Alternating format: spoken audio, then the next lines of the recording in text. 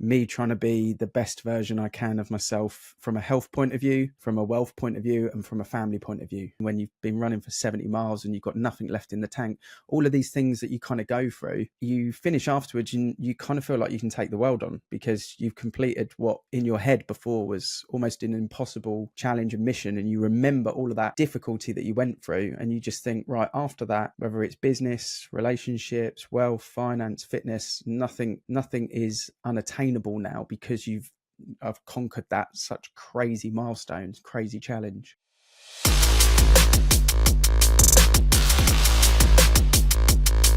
Happy birthday to you. What is up, guys? Welcome back to another episode of the No Half Cakes podcast. My name is Jim Spellick, and I'm your host for this show, and I am honored to have you here with me today. As always, it's a pleasure, and we're going to hop into our guest in just a moment. But before I do that, I just want to take a quick minute to recap you on what it means to live a No Half Cakes life. If you're not familiar, the term No Half Cakes comes from the experience I had, and you can go back and view one of the earlier episodes. I believe it's episode number 1, that talks about this entire story.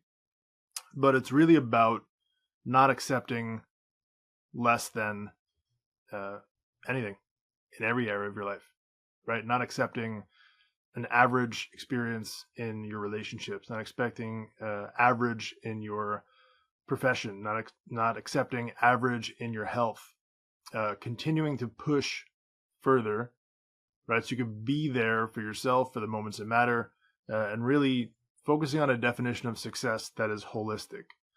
That's not success in terms of, hey, I've got a really nice house and a really nice car, but I am spiritually empty.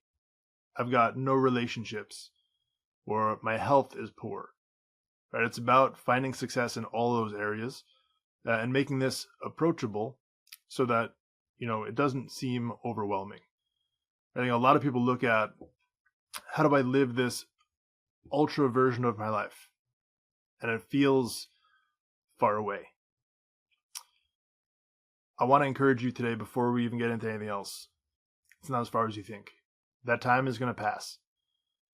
If you focus on how to get just a tad better every day, right? Just one little thing that you can improve in your life. Make that change today. You make that change today, tomorrow you make another one. And they don't have to be monumental changes. You don't have to radically change everything. Hey, if you want to take massive action and you want to do that, even better. Okay, but you do not have to. You just have to be consistent. You have to keep pushing in the right direction. That's what No Half Cakes means.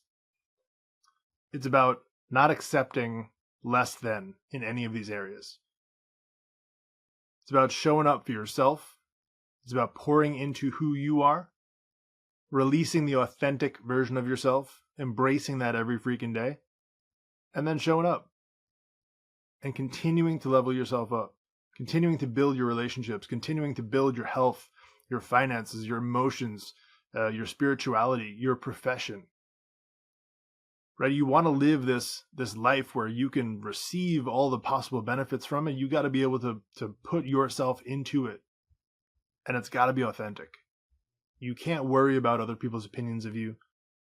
You got to do it for you. In this episode, we're going to talk a lot about legacy.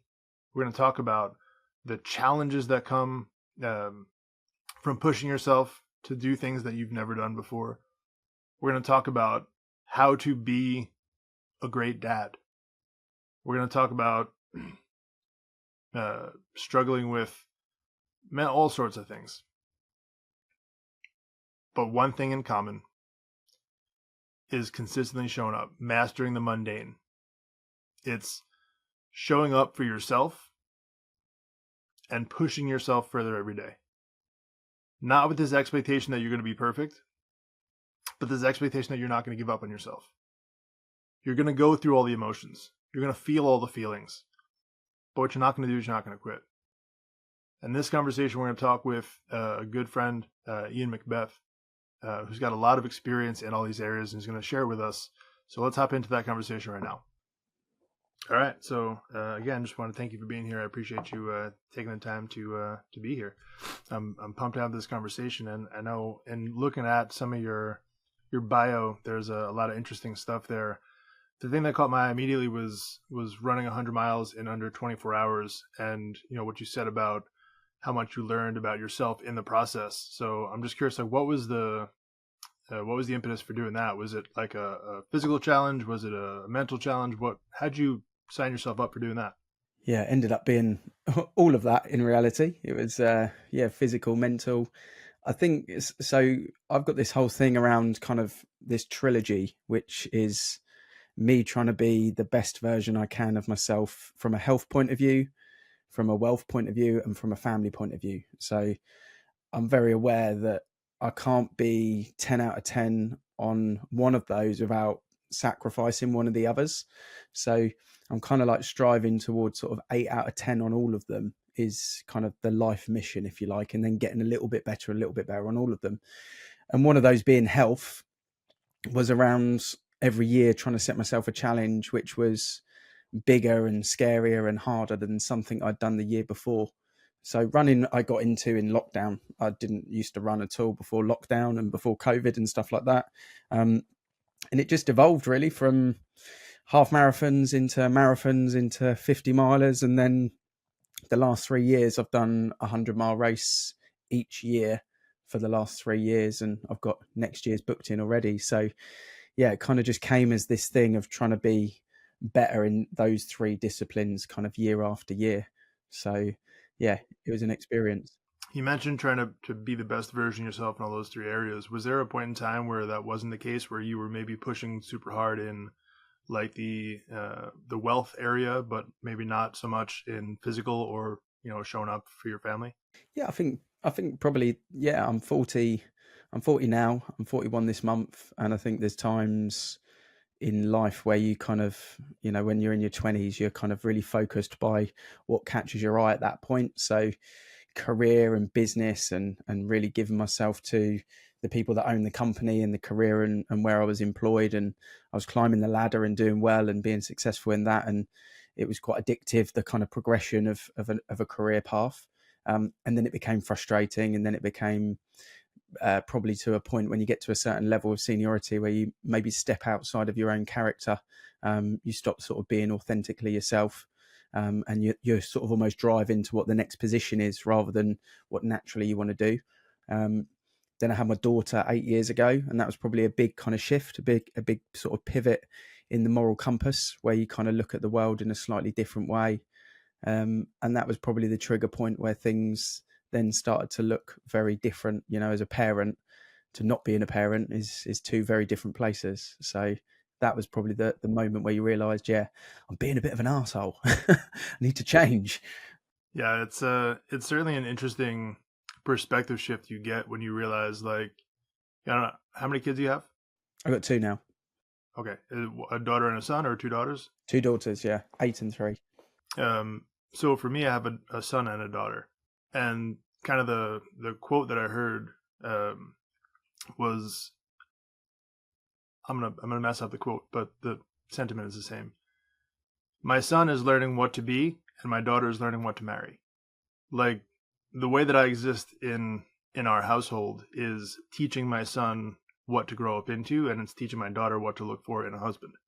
And like, when I first heard that, it messed me up a little bit to think, like, man, even it's one thing to get on a podcast and have a conversation and do any of this, but even the micro interactions with the little things that nobody sees, how you carry yourself around the house, how you talk to the dog, like, the little things make such a big difference for them, because they're learning how to be humans, right? So do you get that same kind of perspective when you deal with your kids? Yeah, absolutely. And both of the kids are, although they're different in age, they're very different personalities in how they've kind of got to different milestones in their life. So being a father of two daughters, there's an element of kind of an instant level of protection that's there.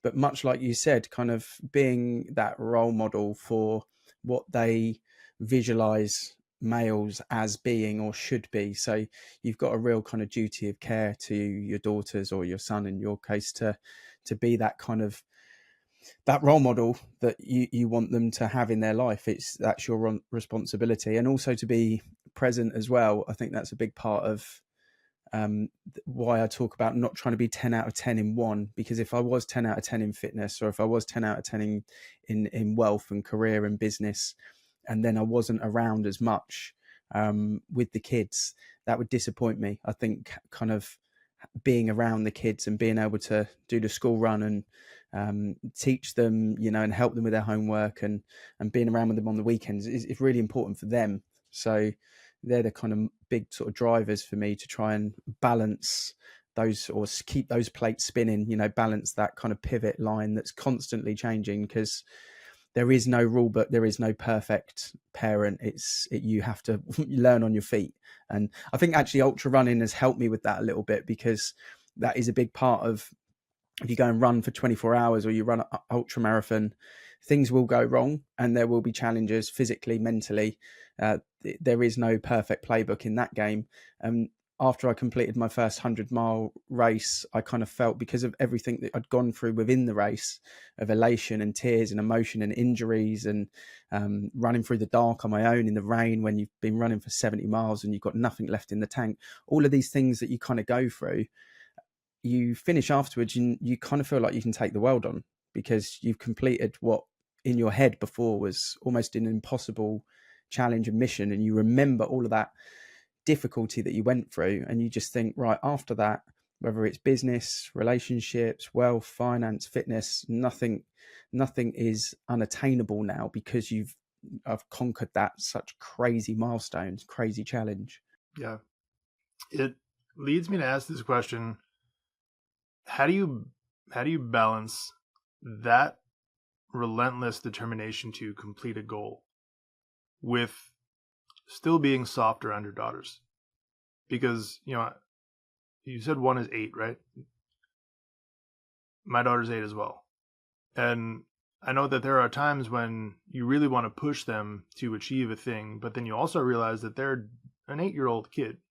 Like, you still need a little bit of softness and to let them develop. And it can't be this relentless push before you push them away or break them, or all the other negatives that will come with that.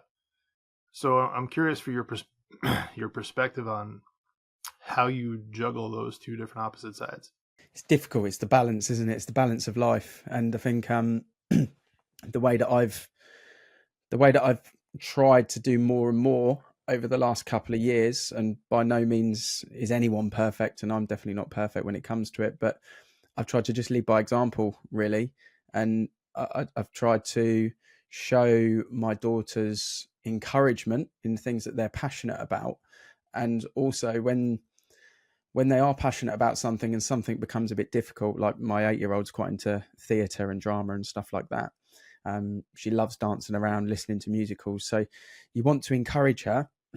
But then when she gets the homework or the rehearsals and things to do that she finds difficult, or singing on stage in front of 30, 40 parents is it would scare the crap out of me.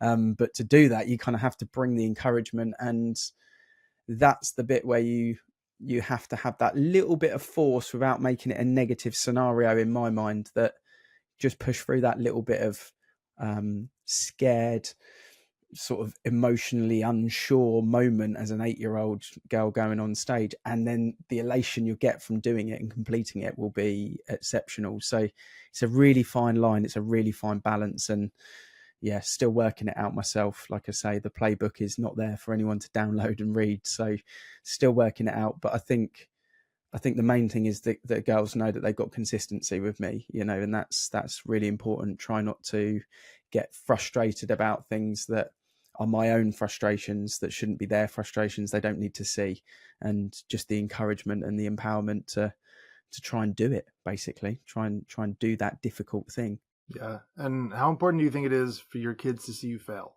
or at least persevere through struggle? I think it's important for everyone in your circle to see your vulnerabilities. And I think when you're trying to be successful, you're trying to do things that maybe sit outside of, excuse me, other people's idea. I mean, when people realize that I run 100 miles, the first thing they say is you're crazy, or, well, you're mental, like these really kind of difficult things to hear. If someone was struggling with mental health, to then be called crazy would be difficult.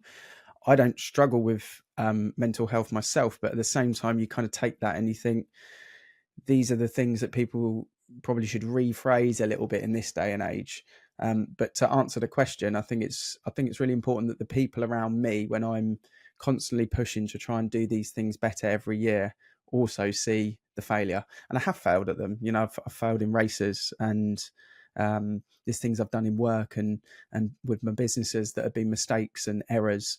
But I think you get a little bit older and you're able to kind of discuss them and talk about them and reflect on them yourselves, because sometimes you cover them up yourself. That's the worst thing you can do.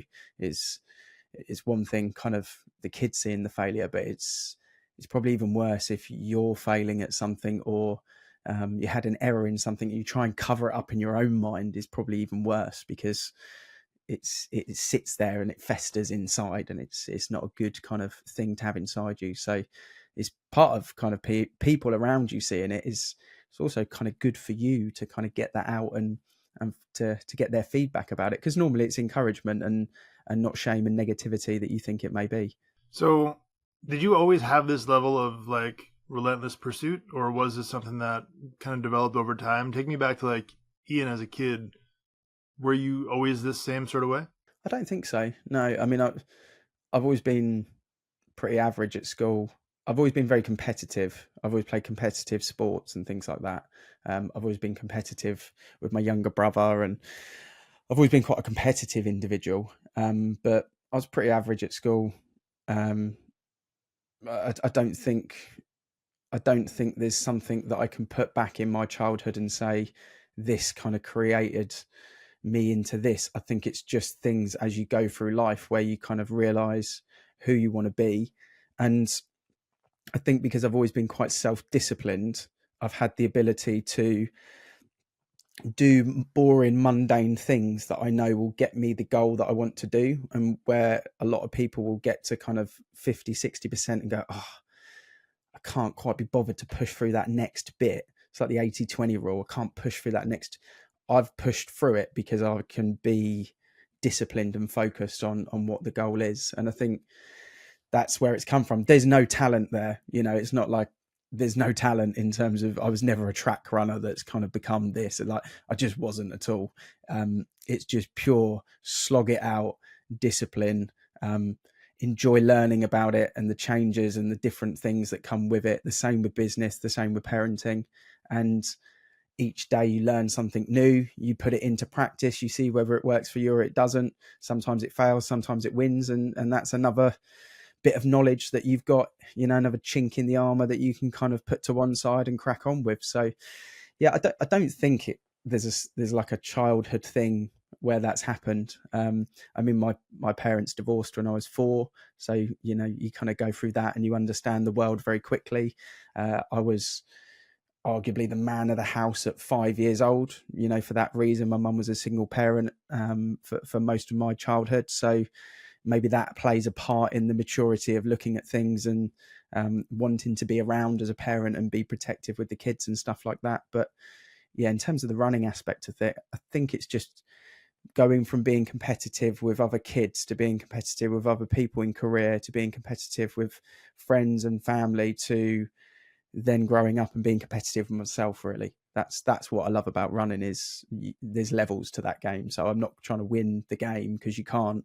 You're trying to beat who you were the day before, basically, and that's endless, really, which is where the excitement comes from it. Yeah, I love that. And I want to go back to something you said before, because you mentioned mastering the mundane, like the boring tasks that a lot of people give up on when they hit that 50-60%, rather than pushing through and getting to completion.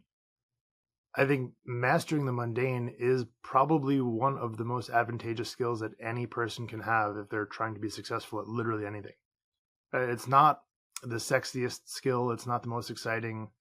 no one ever really wants to talk about it, but being able to commit to something and then stick with that thing until it's done is, I think, by far one of the most important things you can have. And I really didn't make the connection to running until literally just now. Most people, I think, would think I'm not going to run unless a bear is chasing me. So that to me seems like one of the most ultimate mundane tasks. Why are you running when you can walk? But to be able to put yourself into that and then literally commit to it for 100 miles straight exemplifies that really well. The first time I ran the 100, I had this quote that I'd like picked up probably only a couple of weeks before, but it really sort of stuck with me for some reason. In the last sort of couple of training runs that I did, it just kept going through my mind. It was that legacy must be earned, it cannot be bought. And when I was running and I was in my last kind of marathon, the last 25 miles, and I knew that I was going to achieve the time, I knew I wasn't going to stop at that point. I just remember thinking that legacy is being earned here. No one can buy, you get a 100-mile yellow t-shirt when you complete it. It doesn't matter if you're the wealthiest person on the planet, you can't buy that t-shirt. You can buy it, but you didn't earn it. And you can buy mundane discipline in business. You can buy someone to do the job. Arguably, you could buy a nanny or a childcare person or a tutor to parent your children.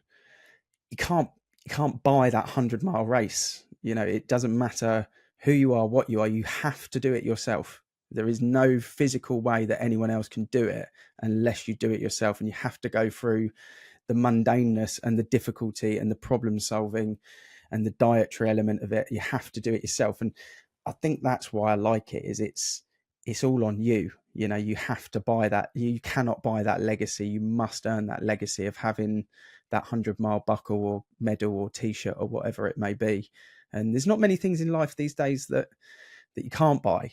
And that's why that's sort of a beautiful thing about ultra running, is people can't buy it. You have to do it. Yeah. I love how you kind of tie that into even, childcare too, because I think there's a lot of mundane things with, hey, it's another day, I got to go pick up the kids from school, come home, make dinner, do homework, like all this stuff that is boring, right? And we take for granted because it happens consistently every day.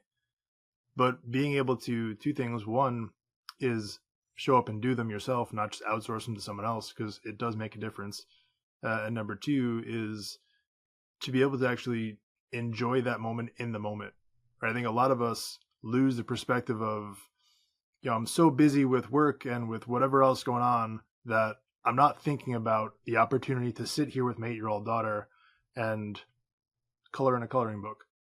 Right? We get so busy in our heads that we want to just rush through that, and we're already thinking about the work email that I have to reply to, or thinking about something else. We're in a couple of years from now, that time's going to fly really fast. We're going to look back and we're like, I really wish I can go back to that moment. So I think mastering the mundane and realizing that it's way more important than we think it is. I think the distraction as well. One of the greatest things is the do not disturb on your phone. Finding that do not disturb button is a beautiful thing, because if you're, I hate nothing more than you take the kids to soft play or the park. You've gone with them on the weekend to soft play, to the park or bowling or wherever it may be, to spend time with your kids.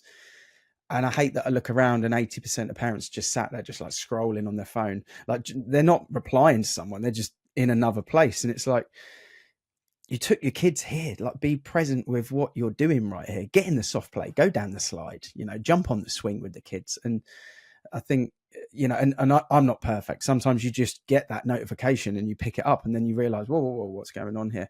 But that's, again, one of those things about, they're the moments that are super precious, with the kids. And, you said you've got a daughter who's 8, I've got a daughter who's 8. We've got 10 more summers and they're 18. So, make the most of those 10 summers, right? Is the way I look at it. Yeah. And that's if we're lucky, right? And that's the thing I think that a lot of people also don't really understand or pay attention to, and we take for granted, is that tomorrow's not promised. Like, for someone who's been in an experience where, like, your life can change in a heartbeat and you might not get tomorrow, to realize that time is so precious, and to waste it on things that are not legacy, things that are not super important, things that don't matter is crazy. And, I look around at these scenarios and the people who are so caught up with external drama, things that don't really matter in their life, but they get so consumed with it that they miss out on where they are in the moment. They miss out on having a conversation with someone that they may have never met and finding a commonality. But you look around at the playground as a great example. When you take your kids to the playground, you say, hey, go play, go make friends, right? And then you sit on the bench by yourself with your phone, or you talk to nobody, because as an adult, you don't make friends with the other adults around you. It's weird for some reason, right? But like as kids, you just go talk to people, you make friends. And somewhere along the lines, we stop doing that because we think we have it all. We don't want to make new connections. We don't want to meet new people. It's awkward. We're so self-consumed. But it's such a great point. I think that for us to be able to be present in those moments and make new connections and just enjoy that moment while it lasts, that's so good. Thank you for sharing that. I think that's where like diary planning, organization, that mundaneness comes into play, because that's the big thing that I've found, especially over the last 3 years since sort of starting my own companies, is you have to understand what amount of time you need to do certain things. Like with ultra training, I have to train for 12 hours a week. So that has to get scheduled. But then I also decided 2 years ago that I was only going to work 30 hours a week. So that has to get locked in. So I have to do my 6-hour days. But then I also want to do the school run from time to time and the school pickup, and there's other parts to kind of being around and doing things like that. So the actual structure of how you run your diary, I think, is so important in this day and age, that you are in control of that. Otherwise, it just becomes the hamster wheel of repetitiveness. You just get in that mundane next to the next, and you're never really perfecting anything, or you're never truly achieving anything other than just doing another day. But if you really, really want to kind of maximize on those annual goals or long-term goals, short-term goals, whatever you've got to put the action plan in place. And that's a big thing that I've found over the last couple of years, especially with the kids and with the running and stuff like that, is like goals are really important, but they're nowhere near as important as the action plan that you've got in place. If you haven't got a good action plan that you're prepared to stick to, then it's just not going to happen. You're not going to get them. But first step is most people don't have like these big kind of really exciting, scary, fun goals set in the first place. And that's something that for me each year, like we're at the end of the year now, and I love the fact that 2025 is around the corner. Okay, we're going to set the goals. I always set 3 goals for professional, 3 goals for fitness, 3 goals for family, and a bonus scary 10th goal. And I can't wait to set those 10 goals out. It's going to be fun. I've done it every year for the last sort of 5-6 years, I think it is. And that's really exciting. And then putting them into play and seeing how many of them, I've hit this year out of the 10. And, that's a big part of that whole sort of legacy type thing that can't be bought, is you got to know what direction you want to move in, and then you got to know how to go in that direction as well. I think that's it's hard as a parent. It's hard as a dad as well, I think, because sometimes you get pushed a bit down the priority list, as a dad, and I think it's hard to kind of keep those goals for yourself personally as well up at the top for yourself, because when you're achieving them, you're the best version of yourself. When you suppress everything and you become second fiddle to everything, you're just a bit of a walking shadow of who you really should be. And people find that hard to talk about sometimes, I think. Yeah, I agree. It's definitely a thing that people don't talk about. I don't know if it's masculine bravado, where we don't want to talk about things that we have weaknesses or soft spots or we need help. But I agree tremendously. And I think for a lot of us, we put so much on the line for profession, for family, that, I think there's this mentality that you got to be able to sacrifice yourself for that. And while it's noble, it's not really wise, right? And how could you be good for others if you're not good for yourself first? But I think a lot of men find themselves in that position where we give up so much to continue to serve and to sacrifice that we've got nothing left. And then you become resentful, you become bitter, and then it's a mess.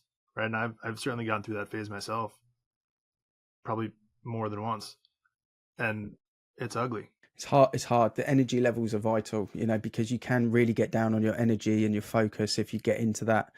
If you get into that kind of rat race and that little trap, and I spent a lot of time with a nutritionist last year to really kind of try and fine tune those foundations of making sure that you've got the energy levels and the longevity with your health and things like that. To just be that person that's got enough energy to balance all of those things with kids, with wife, with your own parents and your own contacts and your own business and your own health and your own social circle. It takes a lot of energy, and you can't do that if you're an unhealthy individual as well. If you're eating rubbish food and you're not going to the gym and you're not training and you're not keeping your health levels at a height, especially middle age. I was thinking about it a lot as I was hitting 40 last November, and it was a big part of a shift for me, is wanting to be 40 and being in the best shape of my life. And it's the energy levels that come with it and the clarity of mind. That's a big important thing for people, I think, is to think about that foundation. Get enough sleep, don't drink too much caffeine, don't eat loads of rubbish, train, work hard. And that's almost the core foundation, which is why health is one of those trilogy goals that I look at. And yeah, maybe you don't have to run 100 miles, but just be healthy, is the start, basically. Yeah.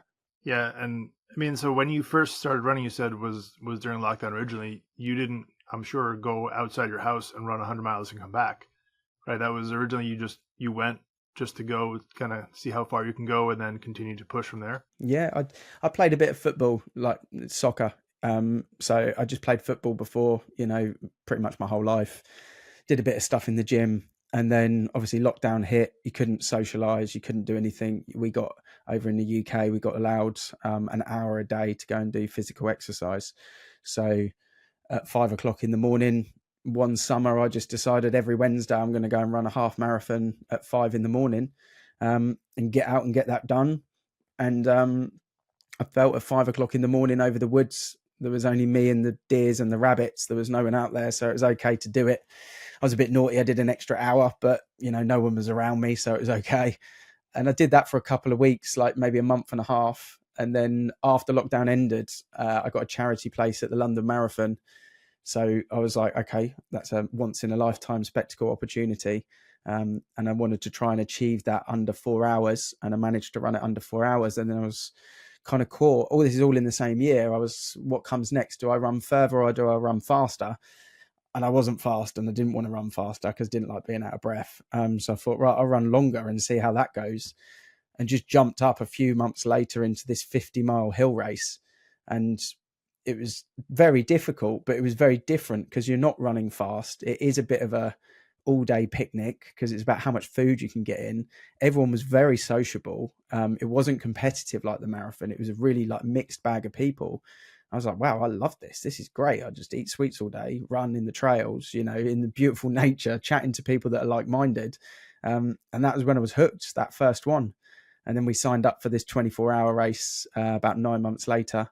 And it was about, could we do 100 miles? And there was 9 of us in this group that had signed up for this race at the time, and a couple of ex-Ironmen and some other really good runners. And 6 of us wanted to do 100 miles. And at 3 o'clock, it started at 12 o'clock on the Saturday. At 3 o'clock in the morning on the Sunday, I was the last one out there. Everyone else was in their tents, basically tapped out or asleep or not able to continue. And I was the last one in the group. And that was when I was like, wow, this is crazy. Like, I've obviously got a different place I can go at in my head, where people wanted to go to sleep and wanted to stop. And I didn't. I wanted to carry on. And I remember at about 4:30 in the morning coming in, it was raining, it was dark. It was the hardest lap that I'd done. And I just hit my knees, just cried my eyes out. And for absolutely no reason at all, just hit my knees, cried my eyes out, just emotionally drained, physically drained, just everything came to a top. And then had a really good cry. And a couple of the guys were surfacing, just left me to it in the corner. Then when I'd kind of finished having my moment, got to my feet, one of them gave me a pot of porridge and said, have a few spoonfuls of that. I took my top off, put a dry top on. And about 10 minutes later, the sun came up It felt like I just had a shower. Like the sun coming up from the dark was amazing. Got the cry out. And then I was like the happiest person in the world, like joking with everyone on the track and just enjoy it. I was going to hit the 100. There was Noah's finish. It was just a really weird thing. And I got in the 2 miles before I hit my knees and was crying. I was thinking about my daughter. I was thinking about the fact that, so every time I do a race, my daughter always gets the medal when I get home. She thinks I win the race. Don't tell her I don't, but she thinks I win the race. So that's why I get a medal. And I was thinking, like, if I didn't complete this, like, how would I tell her that I didn't get the medal? And it kind of really choked me up and made me really emotional. And then I was like, yeah, just hit my knees, cried, and then I was elated. I was just went through all of this in the space of about like 30 minutes. It was mad. I don't know why I told you that story, but yeah, that's the thing about ultra running and kind of the hook that I've got with it and the addiction I've got to it now is it gives me these moments that I can just look back on and just think, yeah, you did that. Well done. Yeah, that's amazing. And that's something that, no one can take away from you, right? You look at, I know you've accomplished a lot in the business world, right? So I don't want to take away from any of that. But to be able to go out and go through that kind of experience in the physical sense, it's you versus you, right? There is no recession that can take that away. There is no economy that can take that away. There is no business law that can take that away. There is no competition. It's you versus you, and you continue to earn that level up, and you can carry that with you the rest of your life and then pass that on to your kids and the people around you who take that on as inspiration.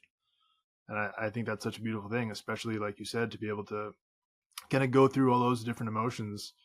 And I got to imagine when you're out there running at 3-4 o'clock in the morning, pitch black, raining, like you're having a conversation with yourself the entire time. And man, I can't even imagine what some of those conversations are like, or some of the thoughts that run through your head in those moments.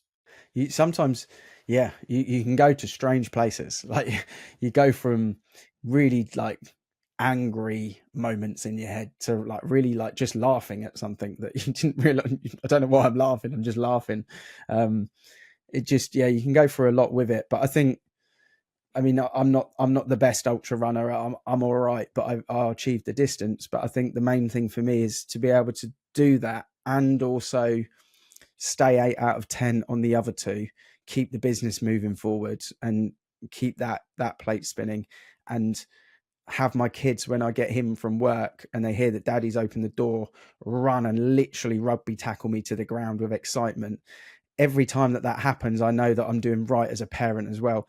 Having those three things, because running is way down the pecking order, but being able to do that and have those things going on that's the ultimate challenge. That's the game of life that I'm playing. And I had this whole thing, like I think when I turned 30, I realized that I had this whole thing about hating being statistically average. So it's like I'm a white male, I'm 5'9", I wear size 9 shoes, I've got a mortgage, I'm married, I've got 2 kids, got cars. Like I'm right in the middle of statistically average, like bang slap in the middle of it. I couldn't be any more statistically average if I tried. Like I just am.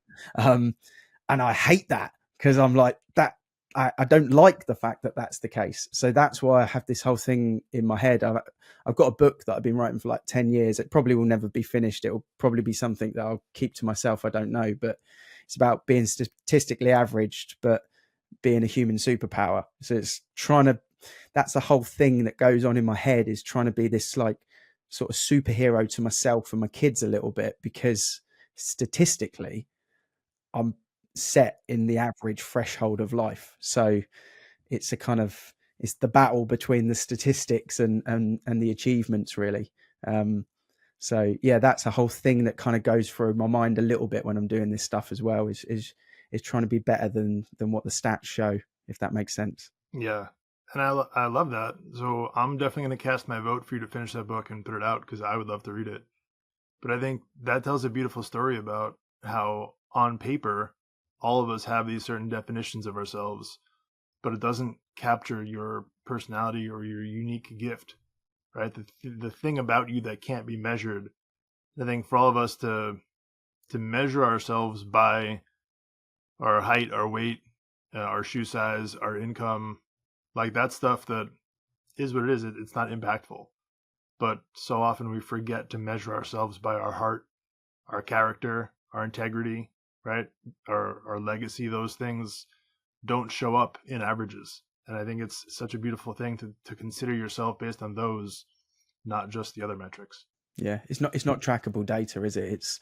It's you knowing who you are and the people that you love around you knowing who you are. It's a small circle of people that feel it, you know, rather seeing it on paper statistically as data. So yeah, it's a thing that goes through my head a lot when we sign up for the next challenge. You know, we've got 4 big ones for next year, and these are the things that you want to push. 4 big goals for work as well, and we've got a huge trip with the kids to go out to Orlando and do Disney, and we're going to America for like 30 days next year to do the big family holiday. We're doing Lake Tahoe and Yosemite and Orlando on the other side. So like these things next year are all around that kind of trying to keep raising the bar to have the best possible life for me, the kids, the missus, and obviously all of that comes back to that trilogy and those 3 things of trying to tick all of those boxes, really. So yeah, big year next year. Yeah, that's exciting.